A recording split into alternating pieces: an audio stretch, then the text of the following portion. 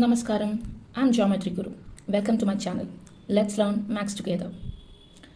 So, ഇന്ന് നമ്മൾ ചെയ്യാൻ പോകുന്നത് പേജ് നമ്പർ 216 ഫസ്റ്റ് ക്വസ്റ്റ്യൻ്റെ സബ് ക്വസ്റ്റ്യൻ 2 ആണ് അല്ലേ.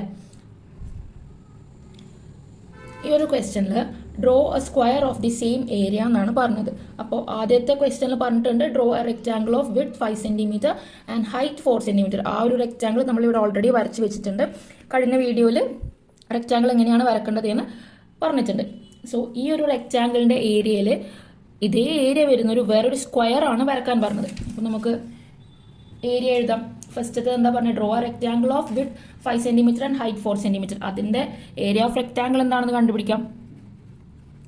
ഏരിയ ഓഫ് റെക്റ്റാങ്കിൾ ഇക്വേഷൻ എന്താണ്? L into B.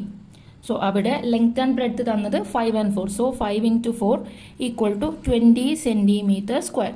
ഇതേ ഏരിയ ഉള്ള വേറൊരു റെക്റ്റാങ്കിൾ ആണ് നിങ്ങളോട് വരക്കാൻ പറഞ്ഞത് അല്ലേ. സോ ഏരിയ ഓഫ് സ്ക്വയർ എന്താണ്? Area of square equal to a square or X square. എന്താണ്? സൈഡ് സ്ക്വയർ അല്ലേ, അല്ലെങ്കിൽ സൈഡ് ഇൻറ്റു സൈഡ്, ഇതിലേതുമാവാം. അപ്പോൾ ഇവിടെ നമുക്ക് സൈഡ് തന്നിട്ടില്ല. ഏരിയ ഓഫ് സ്ക്വയർ പറഞ്ഞിട്ടുണ്ട് 20 സെൻറ്റിമീറ്റർ സ്ക്വയർ ആവണമെന്ന്, ഈക്വൽ ടു എ സ്ക്വയർ അല്ലേ. അപ്പോൾ എ എന്താ?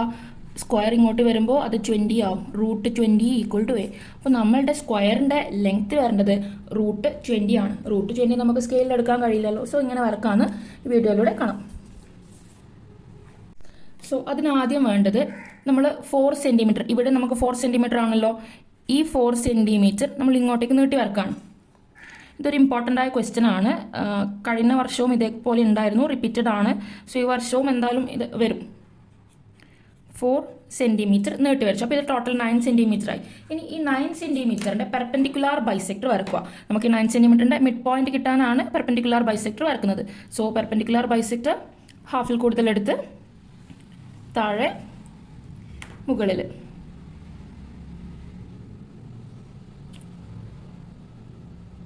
ഇവിടെ ആയിട്ട് വരും. എൻ്റെ താഴെ വന്നിട്ടില്ല, നിങ്ങൾ വരക്കുക. നമുക്ക് മിഡ് പോയിന്റ് ഇവിടെ വരെ വേണ്ടു. ഓക്കെ, ഇവിടെ ആയിട്ടാണ് പെർപെൻഡിക്കുലാർ ബൈസെക്ടർ വരക്കുക. അപ്പോൾ എവിടെയാണ്? ഇതല്ലേ മിഡ് പോയിന്റ്. മിഡ് പോയിന്റിന് നിങ്ങൾക്ക് പേര് കൊടുക്കാം. എം എന്ന് പേര് കൊടുത്തോളൂ. എം എന്ന് നെയിം കൊടുക്കാം.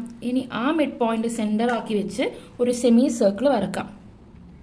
ചിലപ്പോൾ സ്കൂളിൽ നിന്ന് ഫുൾ സർക്കിൾ വരക്കാൻ പറഞ്ഞിട്ടുണ്ടാകും. അങ്ങനെയാണെങ്കിൽ അത് വരക്കാം. ഹാഫ് സർക്കിളും വരക്കാം. ഓക്കെ,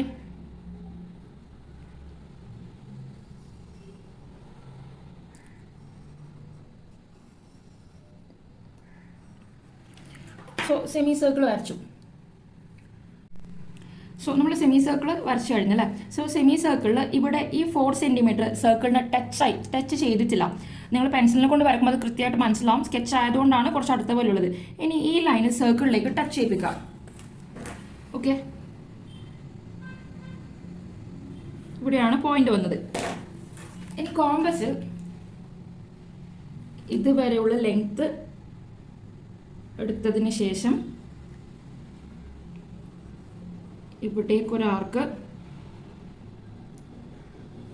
ഇവിടെ നിന്നൊരു ആർക്ക് വരക്കാം. ഓക്കെ, ഈ ലൈന് നീട്ടി വരക്കാം. 4 സെൻറ്റിമീറ്റർ.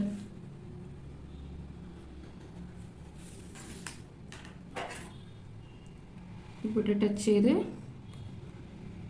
ഇവിടെയും ടച്ച് ചെയ്ത് ഇവിടെ ആയല്ലേ. സോ ഇനി ജോയിൻ ചെയ്യാം.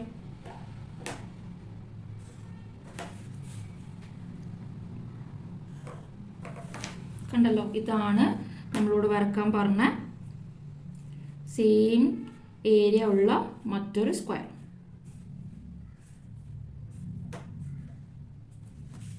കണ്ടല്ലോ.